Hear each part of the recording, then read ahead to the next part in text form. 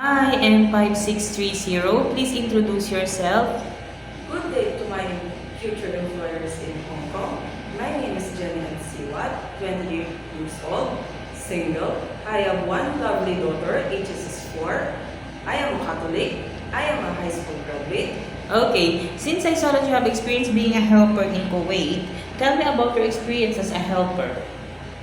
I take care of baby, children, cooking, general cleaning, washing the clothes, washing dishes, taking care of the pets, ironing, Okay, what kind of pets do you take care? dog, and cat. How many dogs? One dog and one cat. Okay, since I saw that you have experience taking care of 1-year-old baby, if you have an idea, how do you prepare a milk for a 1-year-old baby? I will make sure my hands are clean and wash the bottle, and I will make sure the bottle is sanitized and put water and one scoop of milk and 1 ounce of water, and I will clean my hands before I give to the baby, and I will shake it before I give to the baby. Okay, if the baby is crying, what will you do?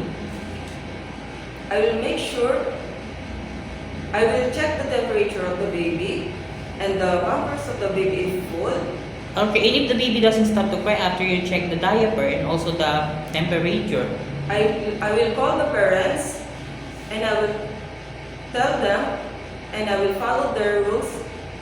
okay, you will follow they will say to you if the baby doesn't stop to cry. Yes. Okay, why do you want to work in Hong Kong? I want work in Hong Kong because Hong Kong is give high salary and the one of safety country, and I want to earn to support my family here in the Philippines. And how long do you want to work in Hong Kong? I want to finish my 2 years and contract and more. So it is okay to extend your contract if your employer wants you to extend? Yes. Okay, what will you do if there is someone outside the house of your employer telling that they were a visitor and they want to go inside? What will you do?